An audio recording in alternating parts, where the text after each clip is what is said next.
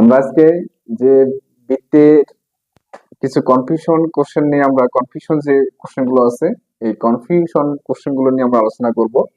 খুবই সেনসিটিভ এই কোশ্চেন গুলো।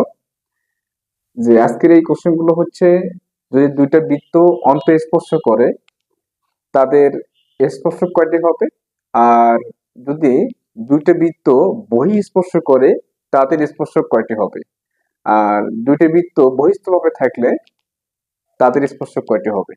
আজকের এই ক্লাসের মূল টপিক হচ্ছে এই তিনটা, এবং এই তিনটার মধ্যে এমসিকিউ আসলে কিন্তু আমরা সবগুলো এলোমেলো করে ফেলি, ঠিক আছে। তে এখানে আমি আট করে নিয়েছি আগে যে এই দুইটা বৃত্ত অন্তঃস্পর্শ করেছে, মানে বৃত্ত দুটির ভিতরে অবস্থান করতেছে একটা সাধারণ বিন্দুতে অন্তঃস্পর্শ করেছে।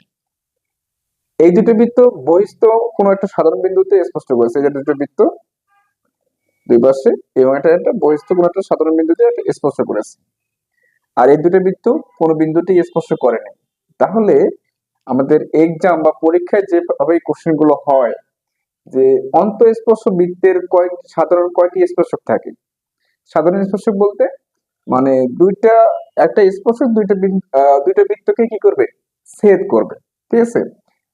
আর আরেকটা কোশ্চেন হয়, সেটা হচ্ছে বহিঃস্পর্শ বৃত্ত, মানে দুইটা বহিঃস্পর্শ বৃত্ত আছে, এদের সাধারণ স্পর্শক কয়টি হবে, আর বহিস্থ দুটি বৃত্তের সাধারণ স্পর্শক কয়টি হবে। এগুলো এই তিনটা কোশ্চেন আসে। আমরা কিন্তু এই কোশ্চেনের অ্যান্সারটা হয়তো এই কোশ্চেনে লাগিয়ে দিই, আবার এই কোশ্চেনের অ্যান্সারটা হয়তো এই কোশ্চেনে লাগিয়ে দিই, কিন্তু আজকে এই কনফিউশনটা আমরা রাখবো না। তে আমরা এখন দেখব যে আসলে এটা কিভাবে আট করা হচ্ছে। তাহলে এই যে বৃত্তটা আছে অন্তঃস্পর্শ দুটো বৃত্ত, সাধারণ স্পর্শক, এই অন্তঃস্পর্শ বৃত্তের সাধারণ স্পর্শক থাকবে শুধুমাত্র একটি। এই স্পর্শকটা শুধু এইভাবে আট করা হলো, অর্থাৎ দেখেন এই স্পর্শকটার আমি যদি নাম দেই পি এবং কিউ, তাহলে পি কিউ স্পর্শকটা এই এম কেন্দ্র বিশিষ্ট বৃত্তটাকেও স্পর্শ করেছে, আর এন কেন্দ্র বিশিষ্ট বৃত্তটাকেও কি করেছে, স্পর্শ করেছে। তার মানে অন্তঃস্পর্শ বৃত্তের একটি মাত্র সাধারণ স্পর্শক থাকবে, ঠিক আছে।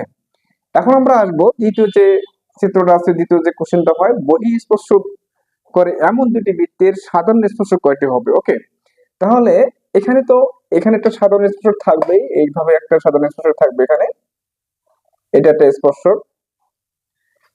দেখেন যে এখানে কোন এই স্পর্শকটা আমি যেটা আঁকলাম, এই যে স্পর্শকটা আমি আঁকলাম, এই স্পর্শকটা কিন্তু এই বৃত্তটাকে স্পর্শ করেছে, এই বৃত্তটাকেও স্পর্শ করেছে, ঠিক আছে।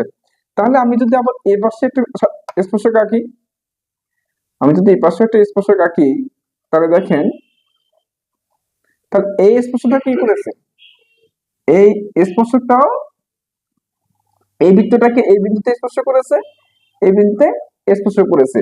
তার মানে এটা একটা স্পর্শক। আবার যদি আমরা এই পাশে একটা স্পর্শক আঁকি, এদিক থেকে আমরা যেটা স্পর্শক আঁকি, তাহলে দেখা যাচ্ছে এই স্পর্শটাও আমাদের দুটি বৃত্তটিকে এই বিন্দুতে স্পর্শ করে এই বিন্দুতে স্পর্শ করেছে।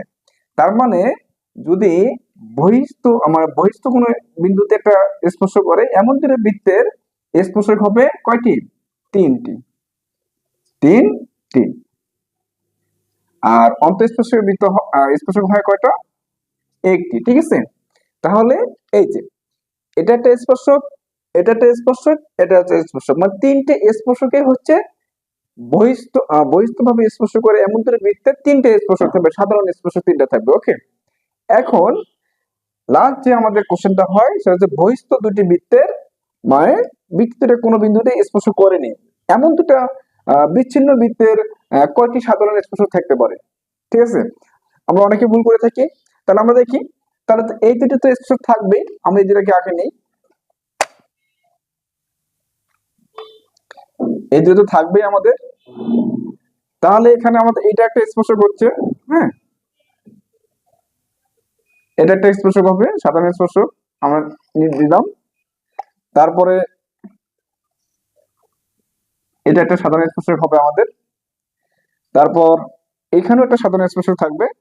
হুম, এখানেও একটা আমাদের সাধারণ স্পর্শক থাকবে। তারপর আমাদের দেখা যাচ্ছে এদিক থেকে একটা আমাদের সাধারণ স্পর্শক থাকবে। হুম, এদিক থেকে আমাদের একটা সাধারণ স্পর্শক থাকবে। তাহলে এদিক থেকে একটা সাধারণ স্পর্শক থাকবে, আবার এদিক থেকে এটা আমাদের সাধারণ স্পর্শক থাকবে। তার মানে কি, আমাদের স্পর্শক হচ্ছে এখানে, আমি যদি এটাকে 1 ধরি, এটাকে 2 ধরি, এটাকে 3 ধরি, এটাকে 4 ধরি, তাহলে বহিস্থ দুটি বৃত্ত, বহিস্থ দুটি বৃত্ত, এমন দুটি বৃত্তের স্পর্শক হচ্ছে 4টা। তাহলে বহিস্থ দুটি বৃত্ত এর সাধারণ স্পর্শক হবে কয়টা? 4টা। আর অন্ত স্পর্শ দুটি বৃত্তের সাধারণ স্পর্শক হবে 1টি। আর বহিস্থ কোনো বিন্দুতে দুটি বৃত্ত যদি স্পর্শ করে তাদের সাধারণ স্পর্শক হবে 3টি, 1টা, 2টা, 3টা। আর বহিস্থ ভাবে দুটো বৃত্তের স্পর্শক হবে 4টা, 1, 2, 3, 4। মানে এই পাশে একটা, এদিক থেকে একটা, এই পাশে একটা, এদিক থেকে একটা।